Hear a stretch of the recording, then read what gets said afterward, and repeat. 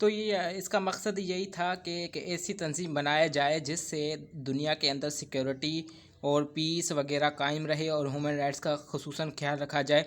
यानी तमाम जितने भी इसके मेन पर्पज़ है उसका तमाम से ख्याल रखा जाए और उसकी एग्रीमेंट को कबूल किया जाए।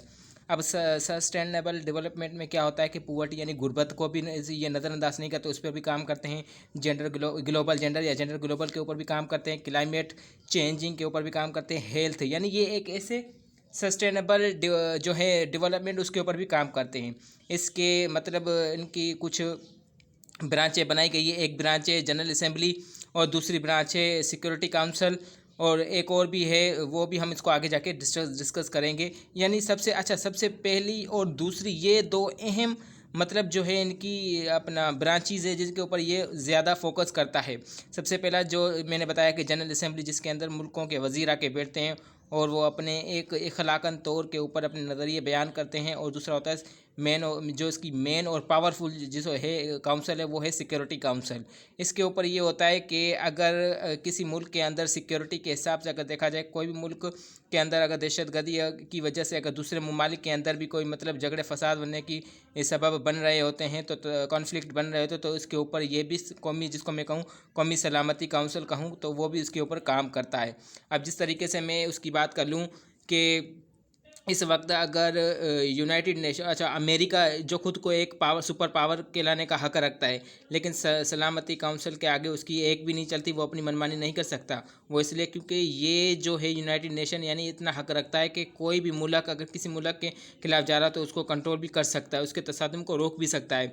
अच्छा, दूसरी बात ये है कि कोई भी मुल्क अभी देखें हालिया दौरान कितने भी मतलब जो फ़लस्तीन का इशू था, इंडिया का इशू था, चाइना और रूस का इशू था, इंडिया और चाइना का उसको यानी बॉर्डर से रिलेटेड अगर कोई इशू होता तो ये एक ऐसे कॉन्फ्लिक्ट हैं जिनको सिक्योरिटी काउंसिल देखना मतलब उसके ऊपर गौर व फिक्र कर रहा है, लेकिन उसके ऊपर कोई ख़ास इक़दामात नहीं हो रहा। क्यों? वो इसकी वजह ये कि कोई भी ममालिक जो है उसको वीटो रखने का हक़ है।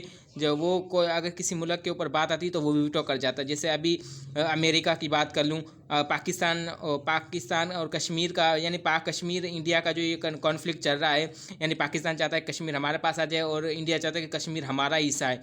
तो इसमें अमेरिका अगर इनके जो कॉन्फ्लिक्ट है वो अगर यूएनए के पास जाते हैं तो यूएनए इनको सोल्व नहीं कर पा रहा। वो इस वजह से अगर देख रहा है कि यूनाइटेड नेशन अगर इस इंडिया को करता है तो ये स्किप हो जाएगा, यानी वो वीटो कर जाएगा। इसी तरीके से अमेरिका है, अमेरिका का जो कॉन्फ्लिक्ट चल रहा है खुद को यानी चाइना के साथ इस वक्त उसका मुकाबला चल रहा है, क्योंकि चाइना की इकोनॉमी सबसे मोस्ट और सबसे पावरफुल है, तो इस वजह से ये वीटो कर जाता है। कोई भी मुल्क जो है वो वीटो, आप देखें इनके ये कश्मीर का इशू जब यानी इसके अक़वाम मुत्तहिदा के पास पहुंचता है तो इंडिया क्या करता है? वीटो कर देता है, यानी मना कर देता है।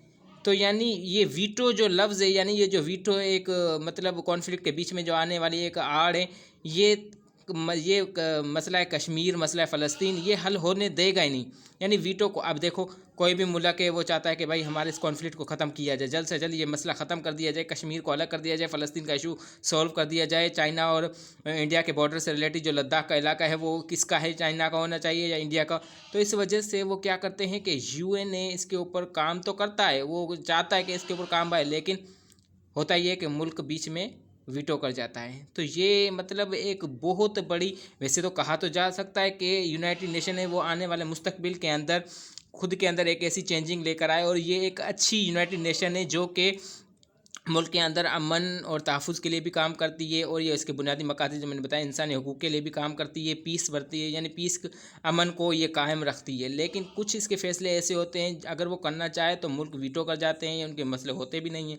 तो ख़ास कैजुअलिटी इनके पास नहीं है। देखा गया है कि इनके मतलब इतने वो ख़ास जो है ना मकासद के ऊपर ये काम नहीं कर पा रहा। तो आने वाला वक्त ही बताएगा कि उसको क्या किस तरीके से वो करते हैं, यानी सॉल्व करता है या ख़ुद को कितना मजबूत बनाता है और क्या इसकी नई पॉलिसी होगी क्या नहीं, वो आने वाला वक्त ही बताएगा। अच्छा, इसके मेंबर की बात करूँ, टोटल इसके मेंबर जो हैं अपना ये मैंने 35 लिख दिए, टोटल इसके मेंबर है 15 में से जो 5 मेंबर होते हैं वो परमानेंट होते हैं, बाकी जो 10 जो होते हैं वो इलेक्टेड यानी वो सिलेक्शन की जाती है उसके लिए फॉर 2 साल के लिए, यानी उनका इंतखाब किया जाता है 2 साल के लिए। उनके जो काउंसिल जो होते हैं सलामती काउंसिल जो मैंने बताया था उसके अंदर मेंबर जो होते हैं उसमें 15 वो इलेक्टेड किए जाते हैं सिर्फ 2 साल के लिए, फिर उसके बाद दोबारा वो चेंज हो जाते हैं। इसमें जो अगर परमानेंट की बात करूँ, जिसके अंदर अमेरिका आ गया, यूके आ गया, फ्रांस आ गया, आयरलैंड आ गया, ये सारे के सारे परमानेंट होते हैं।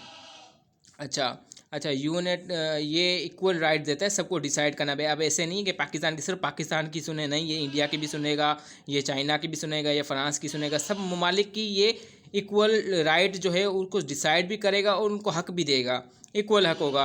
यूएनए का जो कॉन्स्टिट्यूशन है और यूएनए का जो चार्टर है वो भी हम आगे मज़ीद इसको डिस्कस करेंगे। अच्छा, यूएनए के चार्टर की बात कर लूँ तो चार्टर यूँ होता है कि जैसे वही वाला मकसद है कि कॉन्फ्लिक्ट जो है वो दुनिया के अंदर बहुत से चार्टर भरे हुए हैं कॉन्फ्लिक्ट से, लेकिन यूएनए उसको हल नहीं कर पा रहा। हल करने की वजह ये है कि मुल्क वीटो कर जाते हैं आपस में।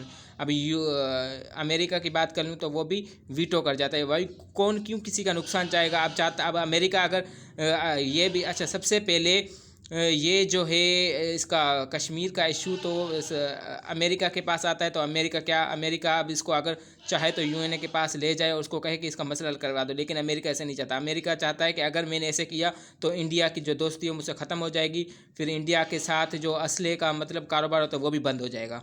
तो इस वजह से इनको दूसरे ममालिक से ख़तरा होता है। वो कहते हैं कि भाई हम अपनी दोस्ती ख़राब नहीं करना चाहते किसी एक मसले की वजह से। तो ये मसला इनका एक अहम चलता है। तो आई होप मेरी ये बताई हुई वीडियो आपको बहुत पसंद आई होगी। तो उम्मीद करता हूँ कि आप मेरी वीडियो को लाइक करें, शेयर करें, सब्सक्राइब करें। अगर कोई किसी को चीज़ समझ में ना आई हो तो मुझसे पूछ लीजिएगा।